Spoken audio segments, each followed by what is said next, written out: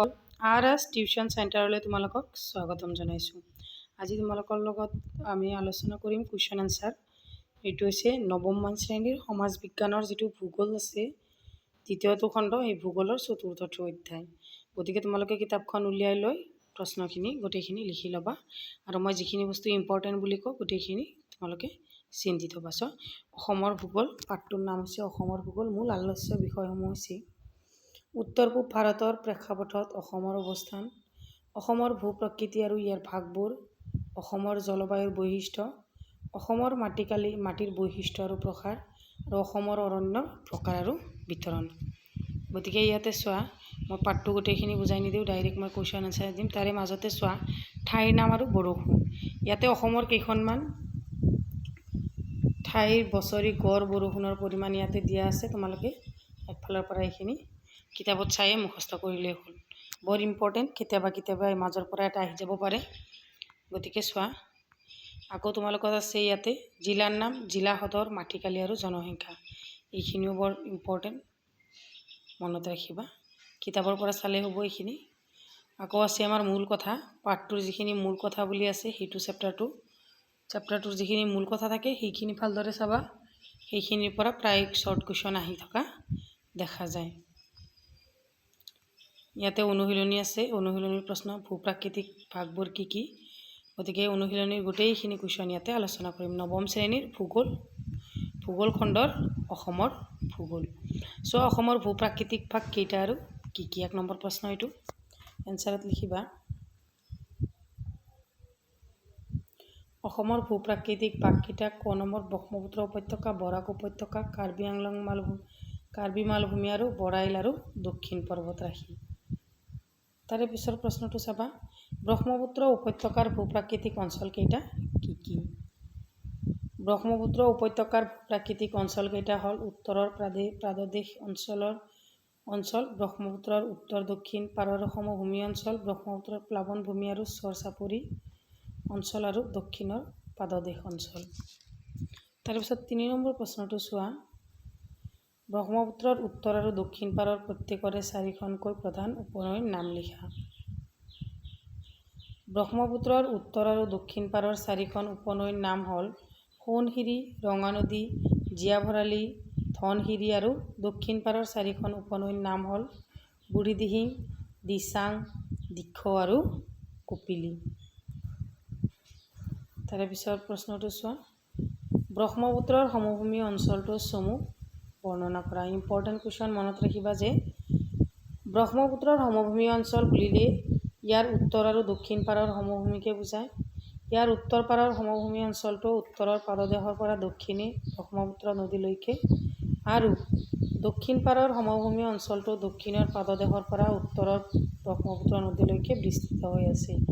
ব্ৰহ্মপুত্ৰৰ দুপাৰৰ সমভূমি অঞ্চলটো ব্ৰহ্মপুত্ৰ আৰু ইয়াৰ অসংখ্য উপনৈয়ে উত্তৰ আৰু দক্ষিণৰ উচ্চ অঞ্চলৰ পৰা কঢ়িয়াই অনা শিল, বালি, বোকা, গেদ জমা হৈ সৃষ্টি হৈছে। ব্ৰহ্মপুত্ৰৰ উত্তৰ আৰু দক্ষিণ সমভূমি পলসুৱা মাটিৰে গঠিত আৰু খেতি-বাতিৰ বাবে উপযোগী। ইয়াত জনবসতি ঘন আৰু যাতায়াত ব্যৱস্থা উন্নত। উত্তৰ পাৰৰ সমভূমি অঞ্চলটো নামনি অংশত গড়ে প্ৰায় 30 কিলোমিটাৰ বহল আৰু উজনি অংশত ঠেক গড়ে প্ৰায় 10 কিলোমিটাৰ বহল। তাৰে পিছৰ প্ৰশ্নটো চাবা,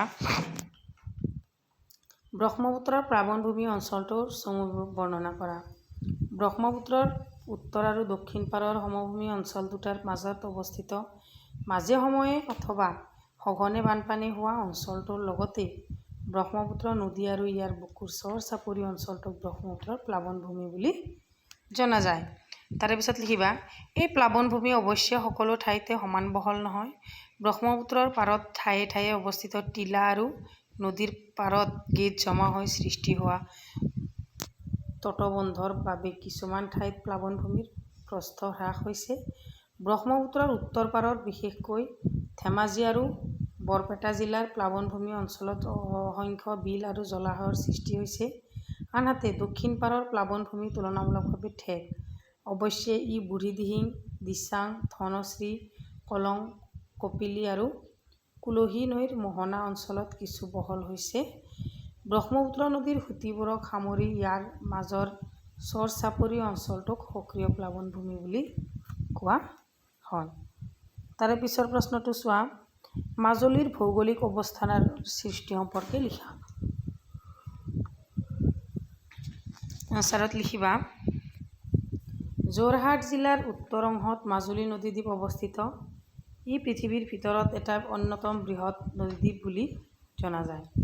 2011 চনৰ লোকপিয়ল অনুসৰি প্ৰায় 1.6 লাখ জনসংখ্যা জনবসতিস্থল মাজুলী প্ৰায় 422 বৰ্গ কিলোমিটাৰ মাটিকালি জুৰি আছে।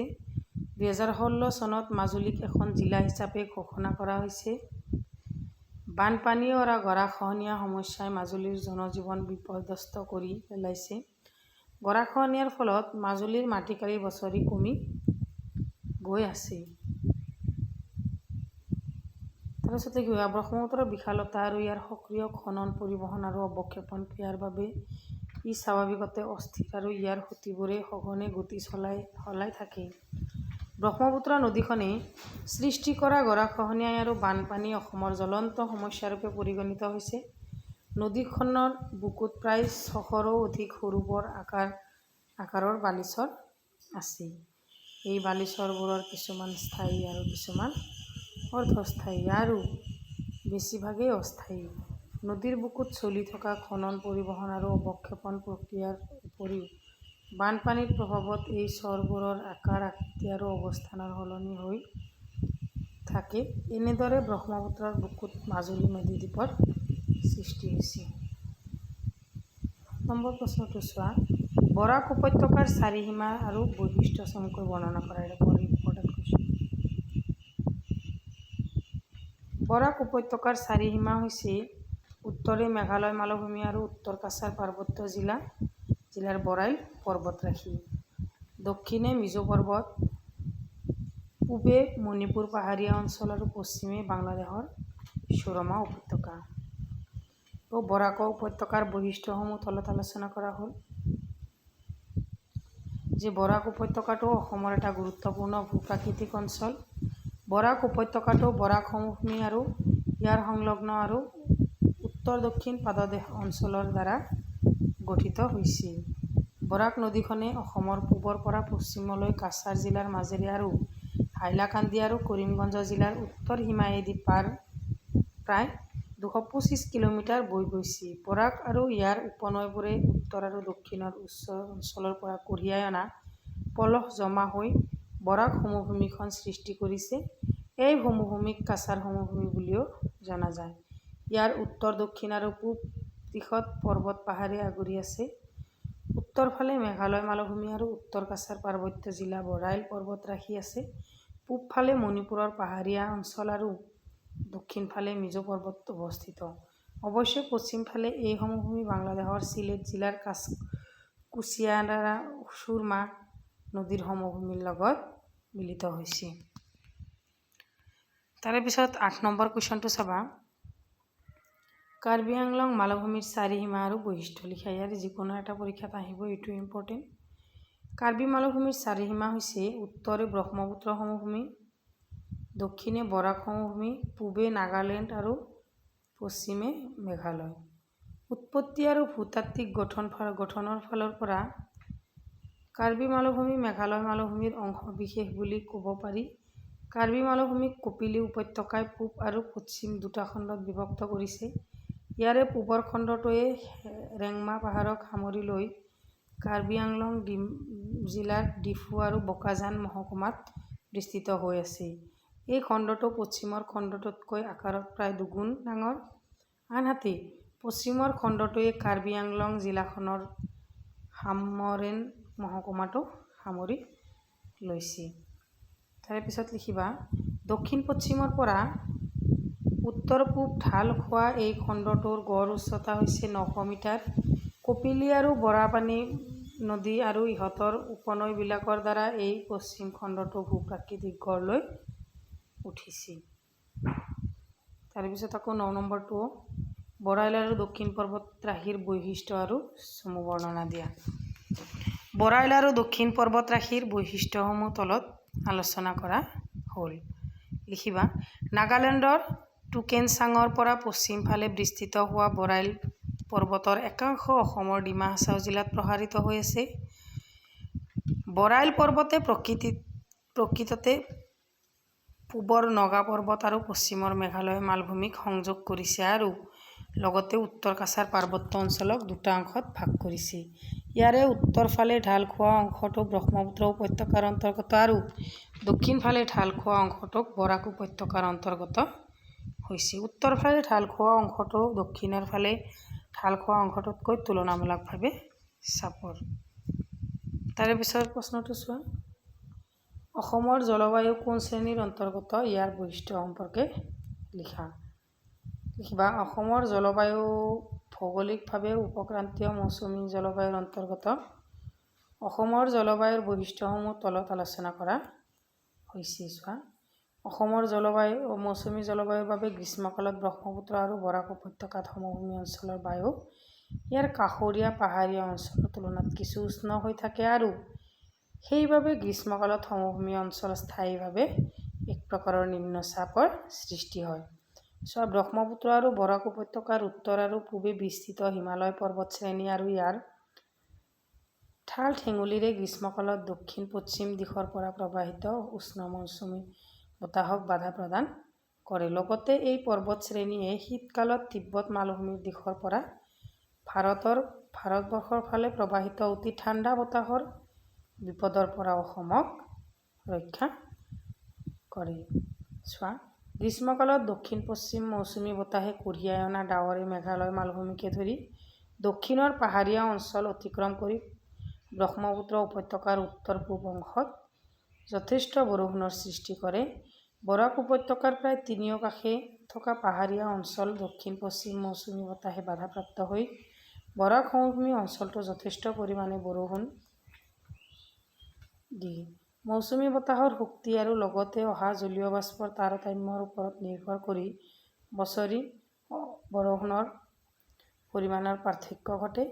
পাহাৰৰ অনুবাদ ঢালত কাৰ্বি পাহাৰৰ পূব ফালে তথা ডিমা হাছাও পাহাৰৰ উত্তৰ আৰু পূব ফালে বৰষুণৰ পৰিমাণ যথেষ্ট কম। আনহাতে হিমালয় পৰ্বতশ্ৰেণীৰ পাদভূমি অঞ্চলত বৰষুণৰ পৰিমাণ বেছি। তাৰে পিছত চোৱা। গ্ৰীষ্মকালত অসমৰ বৰষুণ হোৱাৰ মূল কাৰণ কি? আৰ্দ্ৰ দক্ষিণ পশ্চিম মৌচুমী বতাহৰ শৈলক্ষেপৰ আৰু চক্ৰবাত প্ৰক্ৰিয়াৰ ফলত অসমৰ গ্ৰীষ্মকালত বৰষুণ হয়। অসমৰ জলবায়ুত প্ৰভাৱ পেলোৱা ভৌগোলিক কাৰকসমূহ চমুকৈ আলোচনা কৰা। এইটো ইম্পৰ্টেণ্ট কুৱেশ্যন। অসমৰ ভৌগোলিক অৱস্থান ভূ-প্ৰকৃতি, আৰৱ সাগৰ, বংগোপসাগৰ, ভাৰত মহাসাগৰৰ জলভাগ আৰু দক্ষিণ পশ্চিম আৰ্দ্ৰ মৌচুমী বায়ু প্ৰৱাহ আদিয়ে অসমৰ জলবায়ুত যথেষ্ট প্ৰভাৱ পেলাইছে। ঋতুভেদে উত্তৰ পশ্চিম ভাৰতৰ ভূখণ্ডৰ পৰিৱৰ্তিত বায়ুৰ চাপৰ প্ৰভাৱ অসমৰ জলবায়ুত পৰে। ইয়াৰোপৰি স্থানীয়ভাৱে প্ৰৱাহিত পাৰ্বত্য বতাহ, উপত্যকা বতাহ আৰু নদ-নদী তথা অন্যান্য জলভূমিৰ উপস্থিতিয়ে স্থানীয় পৰ্যায়ত জলবায়ুৰ বৈশিষ্ট্যৰ যথেষ্ট প্ৰভাৱ পেলায়। তাৰপিছত লিখিবা। সাধাৰণতে গ্ৰীষ্মকালত ব্ৰহ্মপুত্ৰ আৰু বৰাক উপত্যকাৰ সমভূমি অঞ্চলৰ বায়ু ইয়াৰ কাষৰীয়া অঞ্চলত তুলনামূলক কিছু উষ্ণ হৈ থাকে। এইবাবেই গ্ৰীষ্মকালত সমভূমি অঞ্চলত স্থায়ীভাৱে এক প্ৰকাৰৰ নিম্নচাপ সৃষ্টি হয়। গ্ৰীষ্মকালত দক্ষিণ পশ্চিম মৌচুমী বতাহে কঢ়িয়াই অনা ডাৱৰে মেঘালয় মালভূমিকে ধৰি দক্ষিণ পাহাৰীয়া অঞ্চল অতিক্ৰম কৰি ব্ৰহ্মপুত্ৰ উপত্যকাৰ বিশেষকৈ উত্তৰ পূব অংশত যথেষ্ট বৰষুণৰ সৃষ্টি কৰে। ইয়াৰোপৰি বৰাক উপত্যকাৰ প্ৰায় তিনিও কাষে থকা পাহাৰীয়া অঞ্চলত দক্ষিণ পশ্চিম মৌচুমী বতাহ বাধাপ্ৰাপ্ত হৈ বৰাক সমভূমি অঞ্চলতো যথেষ্ট পৰিমাণৰ বৰষুণ দিয়ে। 13 নম্বৰ প্ৰশ্নটো চোৱা। অসমৰ প্ৰধান ঋতু কেইটা আৰু কি কি? ঋতুভেদে উষ্ণতা আৰু বৰষুণৰ বিতৰণ সম্পৰ্কে চমুকৈ লিখা। অসমত প্ৰধান ঋতু 4টা। সেইকেইটা হ'ল প্ৰাক মৌচুমী কাল, মৌচুমী কাল, প্ৰত্যাৱৰ্তিত মৌচুমী কাল আৰু শুষ্ক শীতকাল। ঋতুভেদে উষ্ণতা আৰু বৰষুণৰ বিতৰণ সম্পৰ্কে তলত চমুকৈ আলোচনা কৰা হ'ল। চোৱা, প্ৰাক মৌচুমী কাল। অসমত প্ৰাক মৌচুমী কাল মাৰ্চ মাহত আৰম্ভণিৰে পৰা মে' মাহৰ শেষলৈকে বিৰাজ কৰে। প্ৰাক মৌচুমী কালৰ সময়ছোৱাত পুৱাৰ ভাগ আৰামদায়ক উষ্ণ দুপৰীয়া, পৰিশ্ৰান্ত আবেলি আৰু সন্ধিয়া বা ৰাতিৰ ভাগত হঠাতে কেতিয়াবা অতি কম সময়ৰ বাবে বিজুলীৰ ঢেৰেকনিৰে বৰষুণ হয়। এসময়ত বায়ুমণ্ডলত এক প্ৰকাৰৰ অস্থিৰতাই বিৰাজ কৰে আৰু মাজে মাজে ধূলিৰ ধুমুহা আৰু গাজনি ঢেৰেকনিৰে বৰষুণৰ সৃষ্টি হয়। সময় অতিক্ৰম কৰাৰ লগে লগে এই কালছোৱাত কিছু সঘনে বেছি মাত্ৰা বৰষুণ হ'বলৈ ধৰে। অসমত এই প্ৰাক মৌচুমী কালৰ সময়তে বসন্ত ঋতু বিৰাজ কৰে। তাৰে পিছৰটো চোৱা, মৌচুমী কাল। অসমৰ সাধাৰণতে মৌচুমী কাল জুন মাহৰ আৰম্ভণিৰে পৰা ছেপ্টেম্বৰ মাহৰ শেষলৈকে বিৰাজ কৰে। অসমৰ এইটোৱেই বৰ্ষাকাল।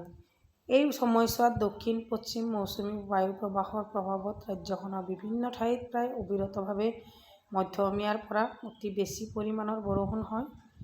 এই কালছোৱাত জুন, জুলাই আৰু আগষ্ট মাহত সৰ্বাধিক বৃষ্টিপাত হয়। অসমৰ বছৰি হোৱা মুঠ বৰষুণৰ ৭০% ৩ মাহতে হয়। অতিপাত বৰষুণৰ ফলত ব্ৰহ্মপুত্ৰ আৰু বৰাক নদীকে ধৰি ইয়াৰ সকলো উপনৈৰ জলপৃষ্ঠ বৃদ্ধি পাই প্ৰায়ে বানপানীৰ সৃষ্টি হয়। তাৰে পিছৰটো চোৱা, প্ৰত্যাৱৰ্তিত মৌচুমী কাল। ছেপ্টেম্বৰ মাহৰ শেষৰ ফালে দক্ষিণ পশ্চিম মৌচুমী বতাহ উভতিবলৈ ধৰে। অৰ্থাৎ সময়ত বৰ্ষাকাল শেষ হোৱাৰ ফলত উষ্ণতা আৰু বৃষ্টিপাত হ্ৰাস পায়। উষ্ণতা হ্ৰাস পোৱাৰ ফলত ৰাজ্যখনৰ বায়ুৰ চাপ বৃদ্ধি পাবলৈ ধৰে আৰু সেয়ে বায়ুৰ প্ৰৱাহ সম্পূৰ্ণ ওলোটা হৈ উত্তৰ-পূবৰ পৰা দক্ষিণ-পশ্চিম দিশলৈ হয়। ইয়াক উত্তৰ-পূব মৌচুমী প্ৰৱাহ বা প্ৰত্যাৱৰ্তিত মৌচুমী বতাহ বোলা হয়। সাধাৰণতে অক্টোবৰ আৰু নৱেম্বৰ দুমাহৰ বাবে অসমৰ প্ৰত্যাৱৰ্তিত মৌচুমী কাল বিৰাজ কৰে। এই সময়ছোৱাত উষ্ণতা হ্ৰাস পোৱাৰ ফলত ৰাতি আৰু পুৱাৰ ভাগত কুঁৱলী পৰে। ৪ নম্বৰটো চোৱা, শুষ্ক শীতকাল। অসমৰ নৱেম্বৰ মাহৰ শেষ বা ডিচেম্বৰ মাহৰ আৰম্ভণিৰ পৰা ফেব্ৰুৱাৰী মাহৰ শেষলৈকে শীতকাল। অসমত শীতকাল বৈশিষ্ট্য হ'ল নিম্ন উষ্ণতা, পুৱাৰ ভাগত ঘন কুঁৱলী আৰু বৰষুণৰ অভাৱত এক অতি শুষ্ক অৱস্থা। সেয়ে বছৰটোৰ ডিচেম্বৰ আৰু জানুৱাৰীত এই দুমাহ অতি শুকান আৰু জানুৱাৰী মাহটো অতিপাত ঠাণ্ডা হয়। তাৰে পিছৰটো শুষ্ক শীতকাল। অসমত নৱেম্বৰ মাহৰ শেষ বা ডিচেম্বৰ মাহৰ আৰম্ভণিৰ পৰা ফেব্ৰুৱাৰী মাহৰ শেষলৈকে শীতকালত অসমত শীতকাল বৈশিষ্ট্য হ'ল নিম্ন উষ্ণতা, পুৱাৰ ভাগত ঘন কুঁৱলী আৰু বৰষুণৰ অভাৱত এক অতি শুষ্ক অৱস্থা। সেয়ে বছৰটোৰ ডিচেম্বৰ আৰু জানুৱাৰীত এই দুই মাহ অতি শুকান আৰু জানুৱাৰী মাহটো অতিপাত ঠাণ্ডা হয়। ১৪ নম্বৰ প্ৰশ্নটো চোৱা, অসমৰ সৰ্বোচ্চ আৰু সৰ্বনিম্ন বৰষুণ হোৱা ঠাই দুখনৰ নাম আৰু পৰিমাণ। Important question. অসমত সৰ্বোচ্চ বৰষুণ হোৱা ঠাইখনৰ নাম হৈছে উত্তৰ লখিমপুৰ। বৰষুণৰ পৰিমাণ ৩৩৫ চেণ্টিমিটাৰ। আৰু অসমৰ সৰ্বনিম্ন বৰষুণ হোৱা ঠাইখন হৈছে লামডিং। বৰষুণৰ পৰিমাণ ১২৯ চেণ্টিমিটাৰ। অসমৰ সকলো ঠাইত সমান পৰিমাণে কিয় বৰষুণ নহয়? ভৌগোলিক অৱস্থান, ভূ-প্ৰকৃতি, আৱাৰ সাগৰ, বংগোপসাগৰ, ভাৰত মহাসাগৰ, জলভাগ আৰু দক্ষিণ-পশ্চিম আৰ্দ্ৰ মৌচুমী বতাহ আদিৰ তাৰতম্যৰ বাবে ৰাজ্যখনৰ জলবায়ুৰ বৈশিষ্ট্য সকলো ঠাইতে সমান নহয়।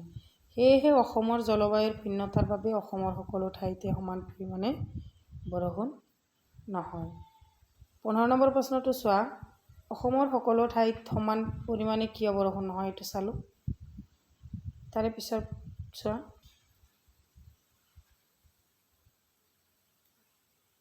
অসমত বৰষুণৰ স্থানিক বিতৰণ সম্পৰ্কে চমুকৈ লিখা। অসমৰ বিভিন্ন ঠাইত বৰষুণৰ পৰিমাণ অধ্যয়ন কৰিলে দেখা যায় যে ৰাজ্যখনত বৰষুণৰ স্থানিক তাৰতম্য আছে। ৰাজ্যখনৰ এক সুকীয়া ভূ-প্ৰাকৃতিক তথা অৱস্থিতি ইয়াৰ কাষৰীয়া পাৰ্বত্য ভূমিৰ প্ৰভাৱে বৰষুণৰ বিতৰণৰ তাৰতম্য ঘটায়। সাধাৰণতে পাহাৰীয়া তথা ইয়াৰ পাদভূমি অঞ্চলত বৰষুণ বেছিকৈ হয়।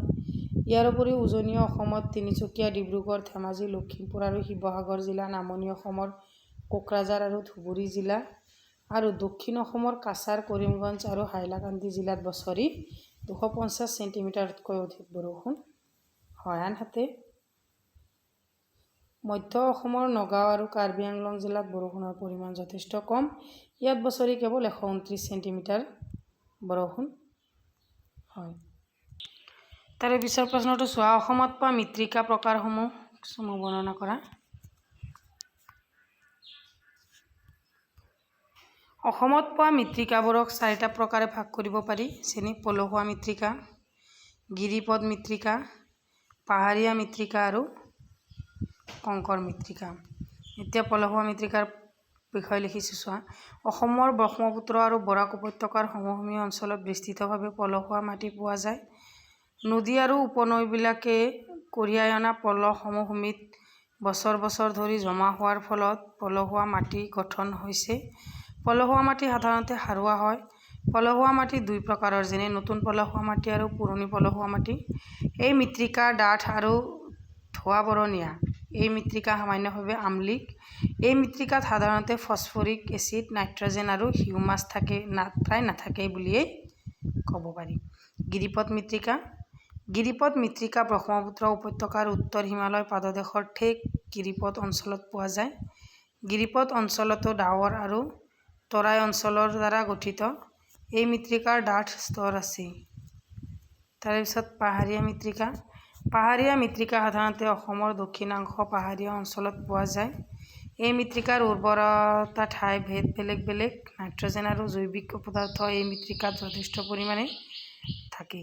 প্ৰাকৃতিক গঠন আৰু ৰাসায়নিক গুণাগুণৰ ভিত্তিত এই মৃত্তিকাক 2 প্ৰকাৰে ভাগ কৰিব পাৰি। তাৰ হৈছে ৰঙা বালিয়া মৃত্তিকা আৰু ৰঙা পলসুৱা মৃত্তিকা। তাৰে পিছৰটো চোৱা, কংকৰ মৃত্তিকা। এই মৃত্তিকা সাধাৰণতে কলা বৰণীয়া আৰু ইয়াৰ গঠন প্ৰধানকৈ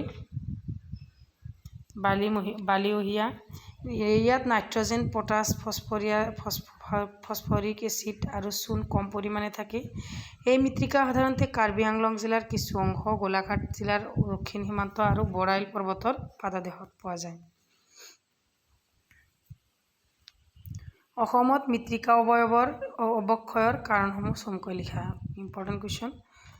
অসমৰ মৃত্তিকা প্ৰাকৃতিক আৰু মানৱসৃষ্ট কাৰকৰ দ্বাৰা অৱক্ষয় হৈছে। প্ৰাকৃতিক কাৰকবিলাকৰ ভিতৰত পাহাৰৰ ঢালত প্ৰাকৃতিক কাৰণৰ উদ্ভৱ, ভূমিক্ষয়, সমভূমি আৰু নিম্নভূমি অঞ্চলত সৃষ্টি হোৱা জলবন্ধন সমস্যা আদি। তাৰপিছত মানৱসৃষ্ট কাৰকবোৰৰ ভিতৰত 1 নম্বৰ, গছ-গছনি কটাৰ ফলত বৃদ্ধি হোৱা পৃষ্ঠ জলপ্ৰবাহৰ দ্বাৰা হোৱা পৃষ্ঠ মৃত্তিকা ক্ষয়। 2 নম্বৰত, এডলীয়া ভূমিত অবৈজ্ঞানিকভাৱে মাটি চহাই খেতি কৰা। 3 নম্বৰ, পাহাৰীয়া অঞ্চলত কৰা ঝুম খেতি। 4 নম্বৰ, মানুহৰ বসতি তথা অন্যান্য কাৰ্যৰ দ্বাৰা উদ্ভৱ হোৱা কৃত্ৰিম জলবন্ধন সমস্যা। 5 নম্বৰ, অধিক শস্যৰ উৎপাদনৰ বাবে খেতিপথাৰত অত্যাধিক মাত্ৰাত ৰাসায়নিক সাৰ প্ৰয়োগ আদিয়েই প্ৰধান। তাৰ পিছৰটো চোৱা, বৰ্তমান অসমৰ জনসংখ্যা কিমান? বৰ্তমান অসমৰ জনসংখ্যা 2011 চনৰ লোকপিয়ল মতে 31.20 মানে 20 নিযুত। অসমৰ অৰণ্যসমূহক কি ভাগত ভাগ কৰিব পাৰি? অসমৰ অৰণ্যসমূহক 5টা ভাগত ভাগ কৰিব পাৰি। ক্ৰান্তীয় চিৰসেউজীয়া অৰণ্য, ক্ৰান্তীয় অৰ্ধ চিৰসেউজীয়া অৰণ্য, ক্ৰান্তীয় আৰ্দ্ৰ পৰ্ণপাতী অৰণ্য, নৈ পৰ্বতীয়া অৰণ্য আৰু ক্ৰান্তীয় শুষ্ক বা শুকান পৰ্বতীয় অৰণ্য। ক নম্বৰটো হৈছে ক্ৰান্তীয় চিৰসেউজীয়া অৰণ্য। চোৱা, যিবোৰ অঞ্চলত বাৰ্ষিক বৃষ্টিপাত পৰিমাণ 300 চেণ্টিমিটাৰ বা তাতকৈ বেছি হোৱা ঠাই এটা এই অৰণ্যত পোৱা যায়। ইয়াক বৰ্ষাৰণ্য বুলিও কোৱা হয়। অৰুণাচল প্ৰদেশৰ নামনিৰ পাহাৰৰ পাদদেশীয় এলেকা, তিনিচুকীয়া আৰু ডিব্ৰুগড় জিলাৰ দক্ষিণ অংশ আৰু বৰাক উপত্যকাৰ পাহাৰীয়া অঞ্চলত এই অৰণ্য দেখা যায়। চিৰসেউজীয়া অৰণ্যত পোৱা গছসমূহ হৈছে হলং, মেকাই, নাহৰ, চিয়া নাহৰ, আমাৰি আদি। ক্ৰান্তীয় অৰ্ধ চিৰসেউজীয়া অৰণ্য, ব্ৰহ্মপুত্ৰ উপত্যকাৰ উত্তৰ অংশৰ ভাবৰ অঞ্চল, কাৰ্বি আংলং আৰু ডিমা হাছাও জিলাৰ পাহাৰীয়া অঞ্চলৰ কিছু অংশ আৰু বৰাক উপত্যকাৰ দক্ষিণ ভাগত অৰ্ধ-চিৰসেউজীয়া অৰণ্য দেখা যায়। ব্ৰহ্মপুত্ৰ উপত্যকাৰ ডাৱৰ অঞ্চলটোৰ মাটিভাগ হিমালয় পৰ্বতৰ পৰা নৈয়ে কঢ়িয়াই অনা শিল, বালি আদি গেদৰ দ্বাৰা গঠিত। এই মাটি গঠনত ঢিলা আৰু এই অঞ্চলটোৰ পৰিৱেশ অৰ্ধ-সেউজীয়া অৰণ্যৰ বাবে অনুকূল। এনে অৰণ্যৰ প্ৰধান গছ-গছনি হৈছে নাহৰ, বনচুম, চাম, শিৰীষ, গন্ধসৰৈ, অগৰু, পমা আদি। তাৰপিছত গ নম্বৰটো চোৱা। ক্ৰান্তীয় আৰ্দ্ৰ পৰ্ণপাতী অৰণ্য। নামনি ব্ৰহ্মপুত্ৰ উপত্যকা, কাৰ্বি আংলং আৰু ডিমা হাছাও জিলা আৰু বৰাক উপত্যকাৰ কিছু কিছু অংশত এই অৰণ্য পোৱা যায়। সাধাৰণতে কিছুমান অঞ্চলত বাৰ্ষিক বৃষ্টিপাত 200 পৰা 250 চেণ্টিমিটাৰ হয়। এই এলেকাবোৰত এই অৰণ্য পোৱা যায়। এই অৰণ্যত পোৱা গছ-গছনি হৈছে শাল, মাকড়ি শাল, গমাৰি, আমলখি আদি। তাৰে পিছৰটো নৈপৰীয়া অৰণ্য। নৈ-বিলৰ কাষাৰীয়া অঞ্চলৰ জীপাল ভূ-প্ৰাগত এই ধৰণৰ অৰণ্য দেখা যায়। এই অৰণ্যত সাধাৰণতে কিছু ওখ গছৰ লগতে ঘাঁহজাতীয় উদ্ভিদ প্ৰাধান্য বেছি। গছৰ ভিতৰত চোম, শোৱালু, উৰিয়াম, মজ, ঐ, আজাৰ আদি প্ৰধান। নম্বৰটো ক্ৰান্তীয় শুষ্ক আৰু শুকান পৰ্ণপাতী অৰণ্য। সাধাৰণতে নৈৰ পৰা কিছু আঁতৰত প্লাৱনভূমিৰ শুকান পৰিৱেশত এই অৰণ্য দেখা যায়। এই অৰণ্যত দুই ধৰণৰ উদ্ভিদ পোৱা যায়, যেনে ওখ গছ আৰু ঘনজাতীয় উদ্ভিদ। ওখ গছ চিচু, ভেলকৰ, শিমলু, খৈৰা, বগৰী আদি প্ৰধান ওখ গছ আৰু ঘাঁহজাতীয় উদ্ভিদ হৈছে বিৰিণা, খাগৰি, উলু, কুশবন আদি ঘাঁহজাতীয় উদ্ভিদ। তাৰে পিছৰ প্ৰশ্নটো চোৱা। বৰ্ষাৰণ্য কাক বোলে? অসমৰ বৰ্ষাৰণ্যৰ বৈশিষ্ট্য লিখা। Important question. বাৰ্ষিক বৃষ্টিপাতৰ পৰিমাণ 300 চেণ্টিমিটাৰ বা তাতকৈ বেছি হোৱা ঠাইত পোৱা অৰণ্যসমূহক বৰ্ষাৰণ্য বুলি কোৱা হয়। অৰুণাচল প্ৰদেশৰ নামনিৰ পাহাৰৰ পাদদেশীয় এলেকা, তিনিচুকীয়া আৰু ডিব্ৰুগড় জিলাৰ দক্ষিণ অংশ আৰু বৰাক উপত্যকাৰ পাহাৰীয়া অঞ্চলত এই অৰণ্য পোৱা যায়। অসমৰ বৰ্ষাৰণ্যৰ প্ৰধান বৈশিষ্ট্য হ'ল এই অৰণ্যসমূহৰ তিনিতৰপীয়া চিৰসেউজীয়া অৰণ্য পোৱা যায়। ইয়াৰ প্ৰধান তৰপটো অতি ওখ গছৰ দ্বাৰা গঠিত। এই তৰপটোত হলং, মেকাই আদি অতি ওখ গছ পোৱা যায়। দ্বিতীয় তৰপটোত কিছু কম ওখ গছৰ দ্বাৰা গঠিত। এই তৰপটোত সাধাৰণতে নাহৰ, চিয়া, নাহৰ, আমাৰি আদি গছ পোৱা যায়। তৃতীয় তৰপটো চাপৰ গছ, বন আদিৰ দ্বাৰা গঠিত। চিৰসেউজীয়া অৰণ্যত গছৰ উপৰি নানাবিধ লতা, তৰা, বাঁহ, বেত, কপৌ ফুল আদি পোৱা যায়। 22 নম্বৰ কুৱেশ্যনটো হৈছে নৈপৰীয়া অৰণ্যৰ গুৰুত্ব আৰু বৰ্তমানৰ সংকট সম্পৰ্কে লিখা। এনচাৰত লিখিবা। নৈপৰীয়া অৰণ্যৰ গুৰুত্ব হ'ল নৈ-বিলৰ কাষাৰীয়া অঞ্চলত জীপাল ভূ-ভাগত যি অৰণ্য দেখা যায় তাক নৈপৰীয়া অৰণ্য বুলি কোৱা হয়। এনে অৰণ্যত সাধাৰণতে কিছু ওখ গছ যেনে মজ, ঐ, আজাৰ লগতে ঘাঁহজাতীয় উদ্ভিদ যেনে নল, খাগৰি, তৰা, কৌপাত, বেত, ঝাও, কহুৱা আদি পোৱা যায়। কাজিৰঙা, ডিব্ৰু-চৈখোৱা, পবিতৰা, ওৰাং আদি ৰাষ্ট্ৰীয় উদ্যান বা অভয়াৰণ্যবোৰ প্ৰধানকৈ নৈপৰীয়া অঞ্চলত অৱস্থিত। বৰ্তমান এই অৰণ্যসমূহত থকা নৈপৰীয়া এলেকাসমূহলৈ বিভিন্ন কাৰণত জনবসতি প্ৰসাৰিত হোৱাৰ ফলত এই অৰণ্যৰ দ্ৰুত গতিত সংকুচিত হৈছে।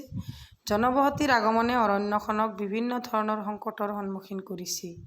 জনবসতিয়ে অৰণ্যখনৰ প্ৰাকৃতিক পৰিৱেশ বিনষ্ট কৰিছে, লগতে গছ-গছনি, জীৱ-জন্তুৰ বাসস্থান বিনষ্ট কৰিছে। তাৰে পিছৰ প্ৰশ্নটো চোৱা। কাজিৰঙা ৰাষ্ট্ৰীয় উদ্যানৰ অৱস্থান আৰু মাটিকালি লিখা। কাজিৰঙা ৰাষ্ট্ৰীয় উদ্যানৰ অৱস্থান হ'ল গোলাঘাট, নগাঁও আৰু শোণিতপুৰ জিলা। ইয়াৰ মাটিকালি 858.978 বৰ্গ কিলোমিটাৰ। তাৰে পিছৰ প্ৰশ্নটো চোৱা। অভয়াৰণ্যসমূহে কেনেকৈ প্ৰাকৃতিক ভাৰসাম্য ৰক্ষা কৰে? প্ৰকৃতি সংৰক্ষণৰ ক্ষেত্ৰত অভয়াৰণ্যসমূহৰ ভূমিকা সুদূৰ প্ৰসাৰী। এই সুৰক্ষিত বনাঞ্চলবোৰত হাতী, বাঘ, গড়, বনৰীয়া মহ, নানাবিধ হৰিণ আৰু কেইবাটাও প্ৰজাতিৰ বান্দৰৰ লগত বহুতো বন্যপ্ৰাণী আছে। ঘাঁহনি, গছ-গছনি আৰু আৰ্দ্ৰভূমিৰে ভৰা অঞ্চলবোৰে অসমৰ জৈৱ বৈচিত্ৰ্য ৰক্ষা কৰাত সহায় কৰিছে। যদিহে এই অভয়াৰণ্যসমূহ নাথাকিলে হয়, তেন্তে মানুহৰ ধ্বংসাত্মক কাৰ্যৰ ফলত বহু জীৱ প্ৰজাতিৰ লগত এই গছ-গছনি প্ৰকৃতিৰ বুকুৰ পৰা হেৰাই গ'ল হয়। অভয়াৰণ্যসমূহৰ মানুহৰ ধনাত্মক প্ৰভাৱৰ পৰা মুক্ত সেয়ে অভয়াৰণ্যসমূহে প্ৰাকৃতিক ভাৰসাম্য ৰক্ষা কৰাত সহায় কৰে। তাৰে পিছৰটো চোৱা, স্বাধীনতাৰ পিছত কালছোৱাত অসমত প্ৰশাসনিক বিভাগৰ পৰিৱৰ্তন সম্পৰ্কে লিখা। ব্ৰিটিছ শাসনকালত অসমৰ পৰিসীমা যথেষ্ট ডাঙৰ আছিল, কিন্তু স্বাধীনতাৰ পিছৰ কালছোৱাত অসমৰ প্ৰশাসনিক বিভাগৰ যথেষ্ট পৰিৱৰ্তন হ'ল। 1947 চনত ভাৰত বিভাজনৰ সময়ত চিলেট অংশটো অসমৰ পৰা বিচ্ছিন্ন হৈ পূব পাকিস্তানত লগ লাগিছিল। ফলত সেই সময়ত অসমৰ 11খন জিলা আছিল আৰু শ্বিলং অসমৰ ৰাজধানী আছিল। 1963 চনত নাগালেণ্ড, 1970 চনত মেঘালয় আৰু 1971 চনত মিজোৰাম অসমৰ ৰাজ্যৰ পৰা পৃথক হৈ সুকীয়া ৰাজ্য হিচাপে স্বীকৃতি পায়। 1973 চনত শ্বিলঙৰ পৰা গুৱাহাটীৰ দিছপুৰলৈ অসমৰ ৰাজধানী অনা হয়। বাক্সা, মচলপুৰ, কামৰূপ গ্ৰাম্য, আমিনগাঁও। ইয়াৰে পিছত চোৱা, তিনিচুকীয়া, কাৰ্বি আংলং, ডিফু, ডিমা হাছাও, হাফলং, কৰিমগঞ্জ, কাছাৰ, শ্বিলং, হাইলাকান্দি, বিশ্বনাথ চাৰিআলি, চৰাইদেউ, সোণাৰী, হোজাই, মাজুলী, গড়মূৰ, দক্ষিণ শালমাৰা, হাটশিঙিমাৰী, মানকাছাৰ, পশ্চিম কাৰ্বি, হাৰমেন আৰু আংলং। তাৰে পিছৰ প্ৰশ্নটো চোৱা, অসমৰ মাটিকালি কিমান? ৰাজ্যখনৰ ৰাজধানী ক'ত অৱস্থিত? ইয়াৰ মাটিকালি হিচাপে আটাইতকৈ ডাঙৰ আৰু আটাইতকৈ সৰু জিলাখনৰ নাম লিখা। চোৱা, অসমৰ মাটিকালি হৈছে ৭৮,৪৩৮ বৰ্গ কিলোমিটাৰ। এইটো বৰ ইম্পৰ্টেণ্ট। অসমৰ ৰাজধানী দিছপুৰ। মাটিকালি হিচাপত আটাইতকৈ ডাঙৰ জিলাখন হৈছে কাৰ্বি আংলং, মাটিকালি 10,04,34 বৰ্গ কিলোমিটাৰ, আৰু আটাইতকৈ সৰু জিলাখন হৈছে কামৰূপ, মাটিকালি 627 বৰ্গ কিলোমিটাৰ।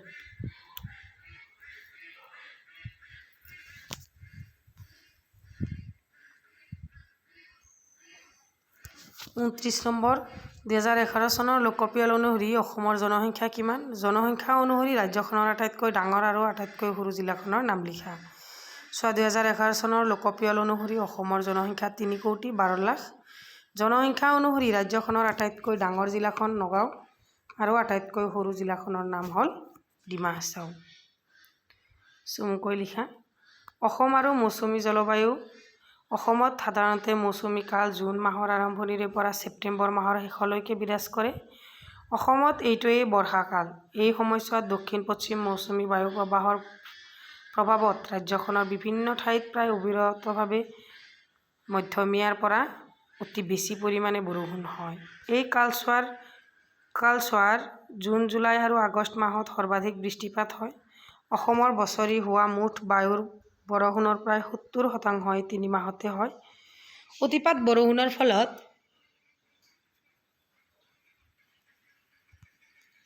বৰষুণৰ ফলত ব্ৰহ্মপুত্ৰ আৰু বৰাক নদীকে ধৰি ইয়াৰ সকলো উপনৈৰ জলপৃষ্ঠ বৃদ্ধি পায়, প্ৰায়ে বানপানীৰ সৃষ্টি কৰে।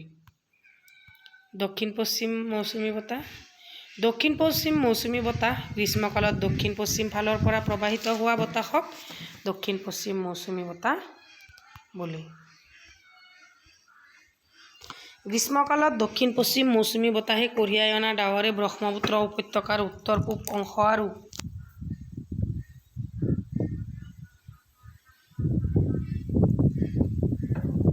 বৰাক উপত্যকাৰ প্ৰায় 3 ফালৰ অঞ্চলসমূহত যথেষ্ট পৰিমাণৰ বৰষুণ দিয়ে। দক্ষিণ-পশ্চিম মৌচুমী বতাহৰ এটা অংশ মেঘালয় মালভূমি অতিক্ৰম কৰি আৰু আন এটা অংশ ৰাজ্যখনৰ পশ্চিম ফালেদি সোমাই আহি নামনি ব্ৰহ্মপুত্ৰ উপত্যকা অঞ্চলত বৰষুণ দিয়ে। তাৰে পিছতো চোৱা, উত্তৰ-পূব মৌচুমী বতাহ। শীতকালত উজনি আৰু ব্ৰহ্মপুত্ৰ উপত্যকাত যি বায়ু প্ৰবাহৰ সৃষ্টি হৈ বংগোপসাগৰৰ ফালে প্ৰবাহিত হয় তাকে উত্তৰ পূব মৌচুমী বতাহ বা প্ৰত্যাৱৰ্তিত মৌচুমী বতাহ বোলা হয়। শুষ্ক উত্তৰ পূব মৌচুমী বতাহে ব্ৰহ্মপুত্ৰ নদী আৰু ইয়াৰ উপনৈসমূহৰ পৰা কিছু জলীয় বাষ্প গ্ৰহণ কৰি শীতকালত কেতিয়াবা অসমৰ দক্ষিণ পশ্চিম অংশত কিছু পৰিমাণে বৰষুণ দিয়ে। তাৰে পিছৰ প্ৰশ্নটো চোৱা, অসমত বৰষুণৰ স্থানিক বিৱৰণ। অসমৰ বিভিন্ন ঠাইত বৰষুণৰ পৰিমাণ অধ্যয়ন কৰিলে দেখা যায় যে ৰাজ্যখনত বৰষুণৰ স্থানিক তাৰতম্য আছে। ৰাজ্যখনৰ এক সুকীয়া প্ৰাকৃতিক তথা অৱস্থিতি আৰু ইয়াৰ কাষৰীয়া পাৰ্বত্য ভূমিৰ প্ৰভাৱে বৰষুণৰ বিতৰণৰ তাৰতম্য ঘটায়। সাধাৰণতে পাহাৰীয়া তথা ইয়াৰ পাদভূমি অঞ্চলত বৰষুণ বেছিকৈ হয়।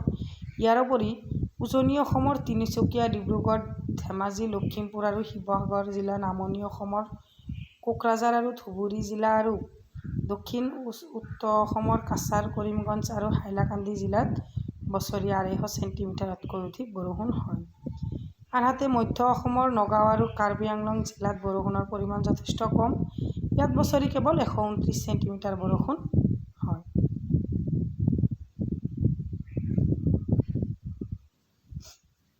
অসমৰ প্ৰশাসনিক বিভাগ। ব্ৰিটিছৰ শাসনকালত অসমৰ পৰিসীমা যথেষ্ট ডাঙৰ আছিল, কিন্তু স্বাধীনতাৰ পিছৰ কালছোৱাত অসমৰ প্ৰশাসনিক বিভাগৰ যথেষ্ট পৰিৱৰ্তন হ'ল। 1947 চনত ভাৰতৰ বিভাজনৰ সময়ত চিলেট অংশটো অসমৰ পৰা বিচ্ছিন্ন হৈ পূব পাকিস্তান লগ লাগিছিল। ফলত সেই সময়ত অসমত 11খন জিলা আছিল আৰু শ্বিলং অসমৰ ৰাজধানী আছিল। তাৰ পিছৰটো চোৱা, BTAD 2003 চনত গঠিত হৈছিল। অসমৰ 4খন জিলা কোকৰাঝাৰ, চিৰাং, বাক্সা, ওদালগুৰি এই BTADত অন্তৰ্গত। গতিকে আজিৰ ভিডিঅ'টো বৰ দীঘল হৈছে। ভিডিঅ'টো চাই কেনেকুৱা পাইছা কমেণ্ট ছেকশ্যনত জনাবা আৰু যদি চেনেলটো ছাবস্ক্ৰাইব কৰা নাই ছাবস্ক্ৰাইব কৰিবা। আৰু মোৰ মৰমৰ ছাত্ৰ ছাত্ৰীসকল, তোমালোকে নৱম শ্ৰেণীৰ যিখন ইতিহাসৰ যিকেইটা লেচন আছে গোটেইখিনি কুৱেশ্যন এনচাৰ দিছোঁ আৰু ইয়াতে ভূগোলৰ কুৱেশ্যন এনচাৰ দিও গোটেইকেইটা লেচনৰ দিছোঁ। যদি তোমালোকে চোৱা নাই প্লেলিষ্টত গৈ চাই লোৱা। Thank you for watch.